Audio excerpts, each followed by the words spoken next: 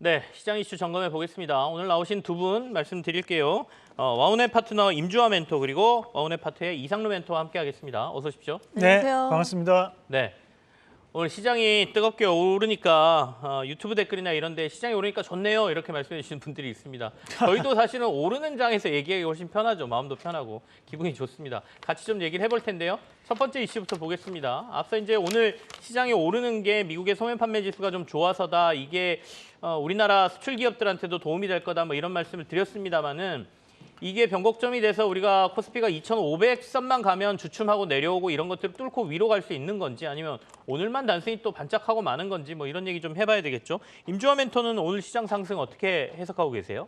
어제 같은 경우에는 CPI 지수가 만약에 발표가 됐을 때 숫자가 너무 오르게 된다면 긴축이 좀 빨리 오지 않을까라고 우려감에 미리 빠져 나왔던 건데요. 막상 결과가 나왔던 걸 이제 저희가 지금 뭐 지표가 0.2 정도 차이가 날 정도 조금 상승했는데 이게 뭐 이 지표가 물가 상승률이 나름 둔화가 되고 있고 예상했던 것보다는 속도가 좀 빠르지는 않은 것 같으니까 이제 나스닥 매수해보자 해가지고 되게 지금 나스닥 자리가 네. 상승 추세, 그러니까 포지션 매수로 넣어놓으면 이렇게 끌고 갈 수 있을 정도의 굉장히 안정적인 자리가 지금 나와 있는 상태거든요. 그러다 보니까 나스닥 가면 우리도 가지 않을까, 뭐 같이 오르는 것도 있는데 사실 어저께는 그런 CPI 우려감도 있었고 환율이 갑자기 아침부터 계속 솟구쳐가지고 반대로 증시가 좀 빠져내려왔었던 거였거든요. 근데 오늘은 뭐 긴축 정책이 생각보다 빠르게 변화할 것 같진 않다 이렇게 보고 뭐.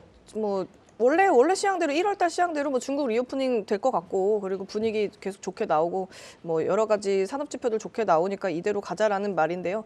결과적으로는 이렇게 보는 것 같습니다. 물가 지표가 9%에서 7%로 내려올 때는 야 물가가 너무 비싸니까 이거 너무 살기 힘들어지는 거 아닐까지만은 결국은 연준이 목표하는 2%가 가기 전인 물가 지표가 3, 4, 5, 6, 7%권역 때에는 그래도 조금 비싼 상태, 물건이 조금 비싼 상태에서 나름 이익을 남기고 판매를 할 수 있는 그런 상황이라는 얘기가 되잖아요. 네. 그러다 보니까 뭐 예를 들어서 우리가 물가 지표가 2%일 때 항상 고민하는 시황들이 3분기 안 팔리면 어떡하지? 지금 좀 덜 팔렸네. 조금 더 잘 팔려야 되는데 왜 이렇게 경기가 확 좋아지지 않지? 라는 걸 느끼는 시기가 되는 대신 그냥 저희가 기존에 벌고 있는 월급으로 그냥 생활을 하기에는 무난한 시기를 2% 물가 지표일 때가 일어나는 일이거든요. 그런데 이제 3, 4, 5, 6, 7%, 6%, 지금 6%니까 그 구간대에서는 좀 살긴 좀 빡빡하고 아껴서 써야 되긴 하지만 산업 전체적으로 누가 사고 파고 있는 기업들의 어떤 이익들이 조금 늘어나고 있는 구간이기 때문에 뭐 당분간 2, 3분기는 전체적으로 괜찮을 거라고 보고 그냥 연중 저점 시점이 1월, 2월이니까 매수세는 좀 강하게 네. 들어오는 것으로 보입니다. 우리 이상루 멘토께서는 시장 상승 어떻게 해석하고 계십니까? 어떤 분들은 쇼커버 물량이 들어온 거다 뭐 이렇게 해석하시는 분들도 있던데요. 네. 시장이 원래 이제 자기가 보기 싫은 것은 애써 안 보는 또 그런 경향도 있습니다. 그렇죠. 사실 우리가 지금 6.4%라는 것은 어떻게 보면 상당히 충격적인 결과일 수 있습니다. 왜냐하면 지난달이 이제 6.5%였고 결국에는 이제 우리가 물가 상승률에 대해서 우리가 모순된 부분이 나타날 수 있는데 그것이 뭐냐면 절대적인 수치의 물가 상승률이라는 것이 아니라 우리가 이제 전년 대비해서 보는 거거든요.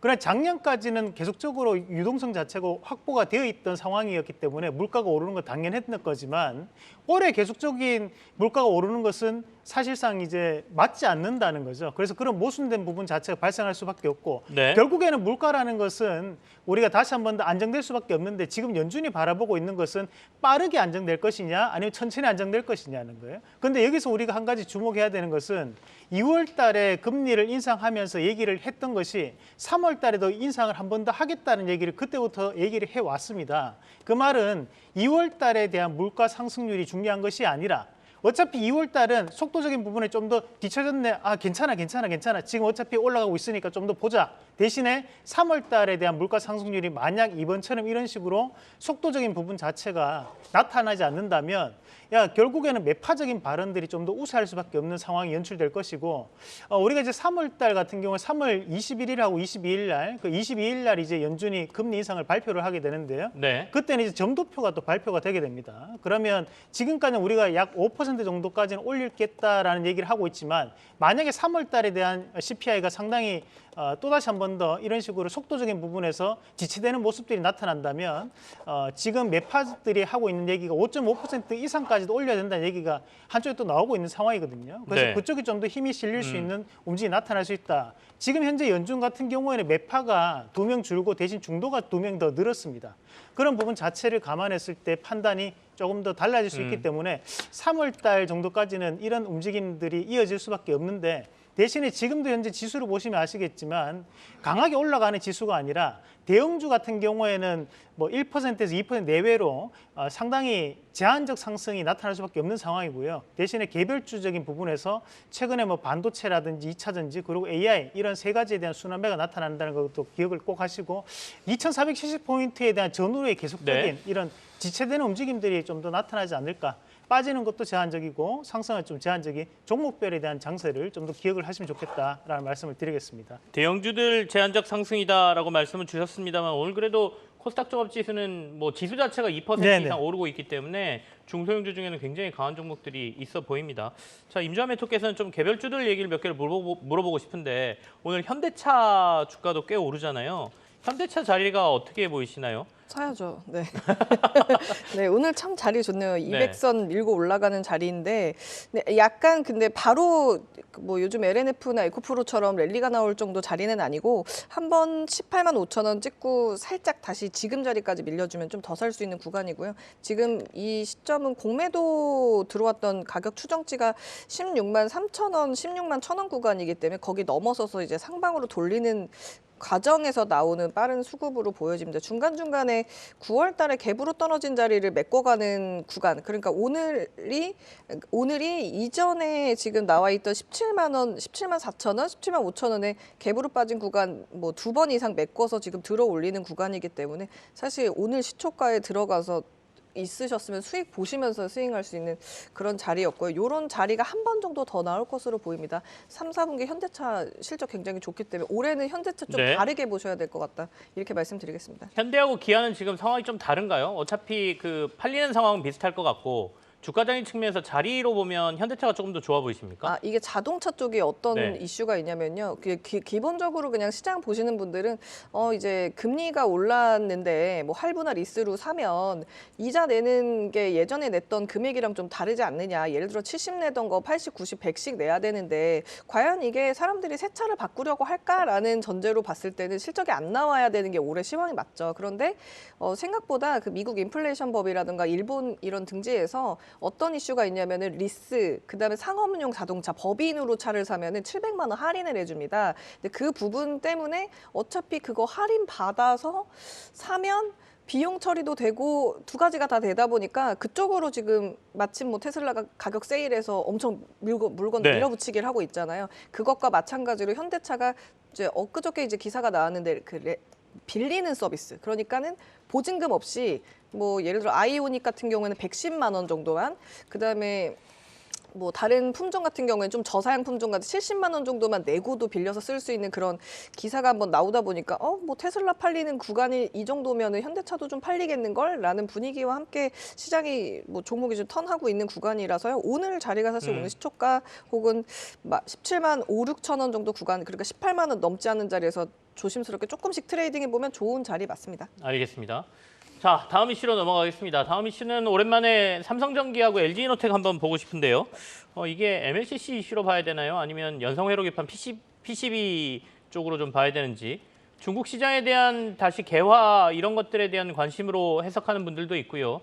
아무튼 한번 오랜만에 좀 봐보겠습니다. 이상로 멘토부터 좀 보실까요? 네, 뭐 우선 이제 삼성전기 같은 경우에는 최근에 반도체 관련주들에 대한 상승세 그리고 이제 낙폭과대에 관련된 부분 자체에서 상당한 이슈가 되고 있고 또 한 가지는 최근 삼성에서 이제 발표했던 갤럭시 S23에 대한 인기도 한몫하고 있는 것으로 볼 수 있습니다. 우선 이제 삼성전기 같은 경우에는 카메라 모듈에 대한 부분 자체를 좀 더 집중할 수 있는 그런 양상들이 좀 나타나고 있는데 마찬가지로 우리가 LG이노텍이라고 했을 때도 흔히 먼저 떠올리게 되는 것이 이런 카메라 모듈에 대한 부분 자체인데요. 이번에 삼성의 갤럭시 S23에 대한 선풍적인 인기가 좀 이루어지고 있는 것들 중에 가장 큰 요인이 상당히 좋은 카메라 성능을 가지고 있다라는 것이 부각되면서 현재 다시 한 번 더 재평가를 좀 받고 있는 그런 과정들이거든요.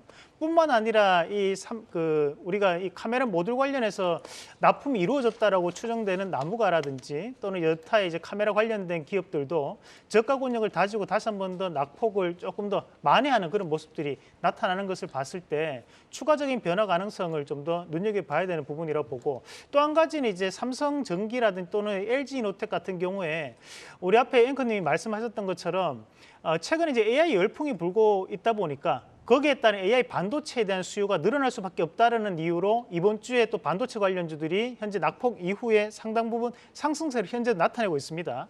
그것이 패키징 기업들도 나타나고 있고 또는 전공정 관련된 반도체 장비 관련된 기업들도 반등세를 보이고 있고, 거기에 SK하이닉스나 삼성전자에 대한 부분에서도 우상향에 대한 움직임들이 나타나고 있다는 부분을 감안했을 때 반도체의 쌀이라고 하는 것이 이 MLCC거든요. 네. 그러면 우리가 작년 말에 나왔던 얘기가 이 MLCC에 대한 부분 자체에서도 감산을 해야 된다는 얘기가 나왔단 말이에요. 그 이후로 지금 현재는 다시 한 번 더 MLCC에 대한 가격도 상승하는 모습들이 나타나면서 그러면 이 AI 반도체에 대한 부분도 MLCC가 상당 부분 필요할 것이고, 전기차 같은 경우에는 이런 반도체에 들어가는 MLCC에 1,500배 정도가 더 들어간다고 하는데, 그랬을 경우에 이런 MLCC에 대한 수요도 결국엔 부족해지지 않나? 라는 얘기가 나오면서 함께 움직인다고 보고요.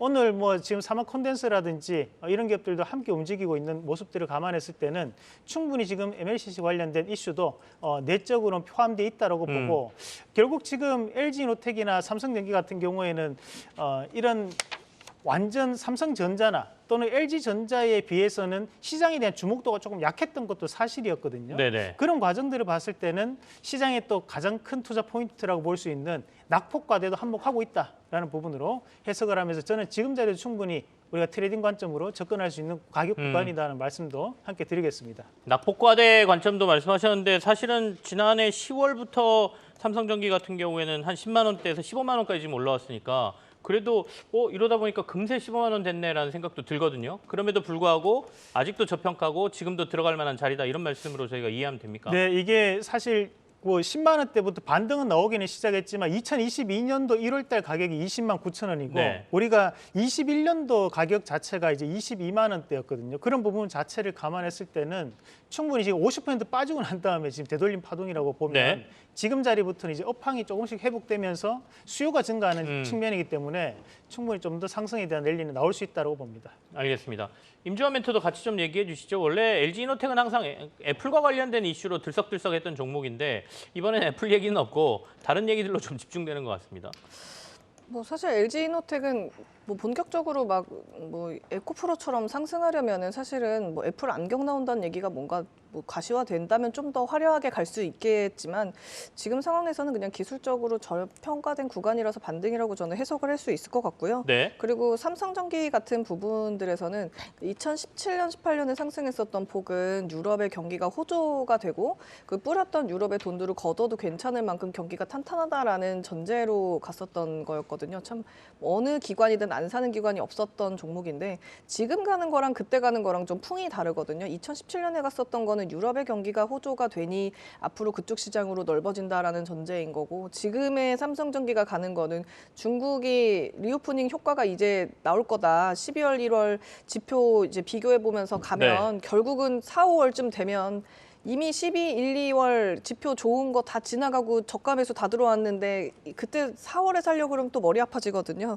그래서 저가 매수 수급으로 들어오는 거고 중국이랑 관련이 있다고 보시면 될 것 같고요. 사실 MLCC 때문에 가는 거냐 아닌 거냐를 놓고 보려면 누구랑 같이 묶어서 보시면 되냐면 아모텍이랑 사마콘텐서랑 같이 보셔야 됩니다. 삼성전기가 MLCC 때문에 가는 거면 아모텍도 가야 되고 오늘 사마콘텐서도 같이 가야 되는데 둘이 좀 흐름이 약간 다르거든요. 네네. 아모텍 같은 경우에는 미국의 카메라 모듈 때문에 가는 건데 미국향인 거는 똑같이 사마콘텐서랑 비슷하지만 오늘 수급이 약간 애매하게 못 버티고 밀릴 수도 있을 것 같이 가고 있는 지금 저런 모습을 보여주고 있는 상황이고, 사마콘텐서 같은 경우에는 오늘 현대모비스나 현대자동차 관련주들 같이 움직이면서 LG전자랑 현대모비스 낙수 효과 받아서 미국 쪽으로 인버터 쪽 장사 잘 되는 되니까 네. 주가 간다라는 전제거든요. 그래서 만약에 삼성전기를 오늘 지금 들어가기 약간 애매한 뭐 오늘 사도 되고 내일 사도 되지만 그래도 뭐 500원이라도 100원이라도 더 싸게 사고 싶은데 지금 시세가 일단 5%가 나 있는 구간이라 좀 애매하다 그러면 사마 콘덴서랑 같이 깔아놓고 트레이딩을 스윙 치는 건 어떨까라는 생각이 들고요. 한 3월에 다시 금리 이슈가 또 한 번 있기 때문에 뭐 긴 스윙으로 3, 4, 5월 쫙 끌고 가는 건 좀 무리가 있을 것 같고 2, 3월 한번 트레이딩하고 좀 쉬면 조금 지금보다 높은 가격이지만 한번 팔고 다시 잡고 이렇게 두 가지는 해볼 수 있을 것 같습니다. 제가 이 트레이딩을 잘 몰라서 방금 전에 말씀하신 삼성전기하고 사마콘덴서를 같이 깔아놓고 스윙의 관점으로 가자라고 말씀하시는데 좀 풀어서 얘기해 주시겠습니까? 사마 콘덴서 네. 같은 경우에는 지금 뭐 소위 얘기하면 고부가가치 물건, 그러니까 정말 가치가 비싼 물건을, 그러니까 뭐 싸고 저렴한 게 아니라 그걸 판매를 하고 있는 상황인데 지금 판매 범위를 보면은 IT 범용 쪽이 한 30% 그리고 뭐 지금 요즘 5G 쪽도 나쁘지 않잖아요. 올해 코로나 때 못했던 5G, 6G 뭐 한다 이런 이슈도 있어가지고 그쪽으로 네. 나가는 매출도 한 40% 정도가 되는데 전방에서 들어오는 수요의 전방에서 가장 수혜를 보는 애가 이제 사마 콘덴서라고 보시면 될 것 같고요. MLCC 그냥 전체적으로 주도주로 그냥 그 바스켓으로 펀드에 담을 때는 삼성전기를 먼저 담으니까 비중은 뭐 삼성전기 쪽으로 수급이 먼저 들어올 거고 사마 콘덴서가 뭐 따라서 가는 수급으로 이렇게 움직인다. 뭐 이렇게 그러니까 서로 생각하시면 교차 될 것 매매를 하라 이런 의미신가요? 아니요, 둘 다 하실 둘다 거 담아놓고. MLCC를 하실 네. 거면은 둘 다 가져가시는 게 좋고요. 어차피 지금 자동차가 계속 다음 분기, 그 다음 분기도 잘 팔려요. 올해는이라는 전제이기 때문에 뭐 자동차 담으면서 같이 담아서 가시는 트레이딩이 되셔야 되겠죠. 네. 알겠습니다. 이상로 멘토께서는 이제 삼성전기 얘기는 조금 해주셨고요.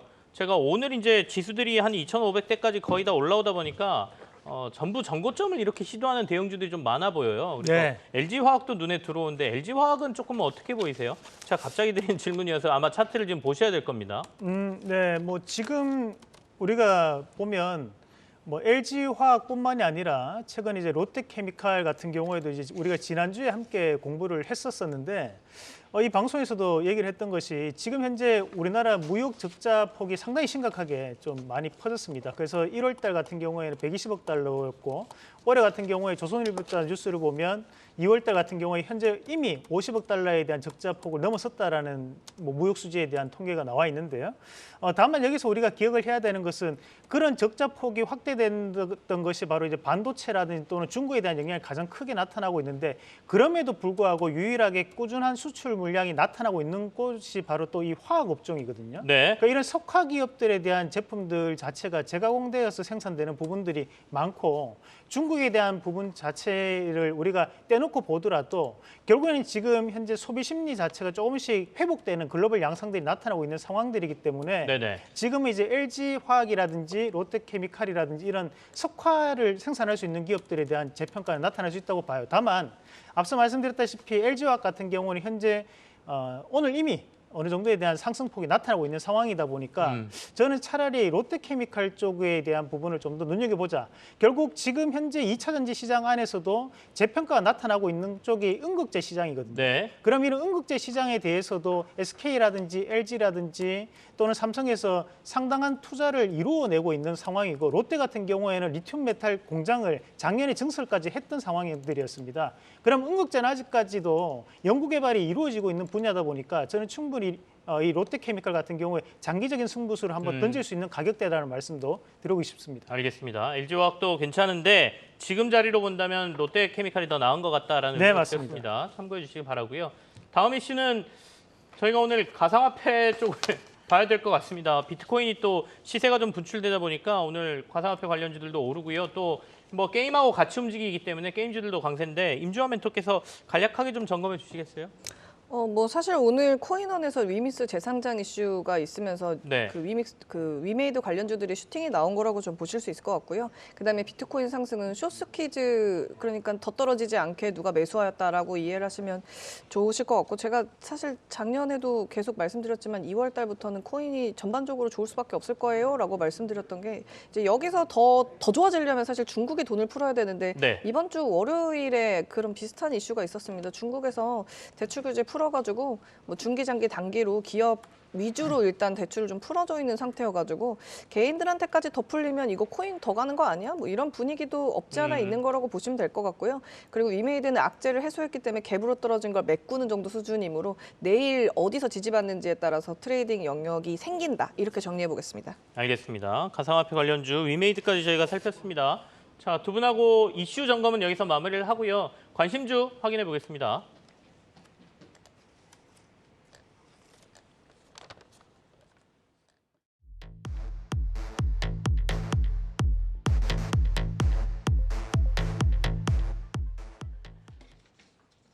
네, 두 분이 가져오신 관심 정보 볼까요? 임주환 멘토께서는 DSC 인베스트먼트 퓨리오사 AI 투자가 부각되고 있다라는 얘기인데요. 자세한 얘기 같이 들어보도록 하고요. 오늘 이상로 멘토께서는 코스모화학 가져오셨습니다. 양극재 원료, 황산 코발트 유일한 공급사다 이런 얘기인데 2차 전지 원료, 양극재와 관련된 얘기를 들을 것 같습니다. 먼저 DSC 인베스트먼트부터 얘기 듣겠습니다. 네, AI를 돌리려면 사실 돈이 정말 많이 듭니다. 간단하게 말씀드리면 공부를 시키는데 유학 보내는 것처럼 많은 데이터를 쓰는데 전기도 많이 들어가고 또 암산도 굉장히 빨리 돌아가야 되거든요. 그러다 보면 AI 반도체가 필요하게 되는데 국내 AI 반도체 3사의 진영이 있습니다. 뭐 예를 들면 LG U+랑 SK 하이닉스가 하고 있는 게 사피온이라는 반도체이고 그다음에 SK텔레콤이랑 KT가 하고 있는 게 리벨리온이라는 하이닉스랑 같이 하고 있는 게 리벨리온인데 뭐 여러분이 정말 좋아하는 삼성전자랑 네이버랑 같이 하고 있는 게 퓨리오사 AI 반도체입니다. 그래서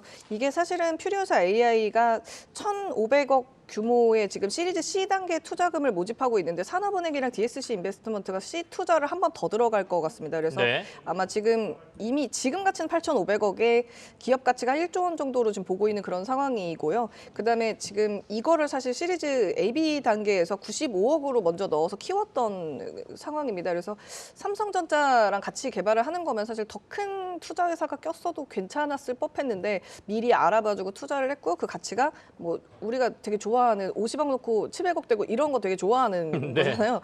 뭐 그런 걸 실현할 수 있는 95억 일단 넣었는데 기업 가치 1조면은 뭐 지금 몇 배를 칠 수 있는 거니까 제가 이제 제시하는 가격은 4,594원에서 4,592원 사이에서 매수를 진행하는 게 좋을 것 같고 손절가는 4,410원, 목표가 8,000원 정도. 사실 뭐 밸류 1조 받으면 10,000원도 넘길 수 있지만 지금 단계에선 그냥 8,000원 정도 보고 트레이딩하면 좋을 것 같습니다. 향후에 AI 관련 투자가 큰 수익을 올릴 가능성에 한번 베팅을 해보자 이런 말씀이세요. 목표가 8,000원에 손절가 4,410원 제시하셨습니다. 이상로 멘토께서는 코스모화학 가져오셨는데요. 자세한 얘기를 좀 들어볼까요? 네, 이걸 좀 빨리 했었어야 되는데 네. 지금 뭐 우리가 뭐 오늘 아침에 준비를 하고 난 다음에 오늘 뭘 튀어버리는 바람에 뭐 바꿀 수 없어서 그냥 가져왔습니다. 우선 이제 코스모화학 같은 경우에는 우리가 이제 흔히들 그 전구체라고 하는데요. 우리가 이제 양극재는 이제 화합물에 대한 부분이고 화합물을 만들기 전, 그러니까 이 전구체에 대한 비율을 통해 가지고 양극재에 대한 비율이 결정되게 되는데 그 전 단계에 대한 부분 자체를 전구체라고 하는데 전구체에 대한 원료를 만들어내고 있는 기업이 이 코스모 화학이라고 보시면 됩니다. 그럼 흔히 우리가 이 황산 코발트라는 것도 이 우리가 NCMA라고 할 때 그 N은 이제 니켈을 얘기하는 거고 C는 코발트고 M은 망간 그리고 A는 알루미늄 첨가제를 얘기하는 부분인데요. 그것을 이제 뭐 유튜브 상에서는 제가 그림으로 설명을 해드렸지만 뭐 지금은 간단히 제 말로 좀 대신하도록 하겠습니다. 네. 그런 부분들이 있다 보니까 이런 황산 코발트에 대한 부분 자체에서도 국산화에 대한 부분 상당히 중요한 역할을 하고 있고 그것을 국내에서 유일하게 생산하고 있는 곳이 이 코스모 화학이라고 생각을 하시면 되고요. 이 코스모 화학 같은 경우에는 원래 캐시카우를 가지고 있는 것은 이산화티타늄이라고 해서 우리가 플라스틱이라든지 또는 도로나 고무를 만들 때 들어가는 원료를 뜻하는 부분인데요.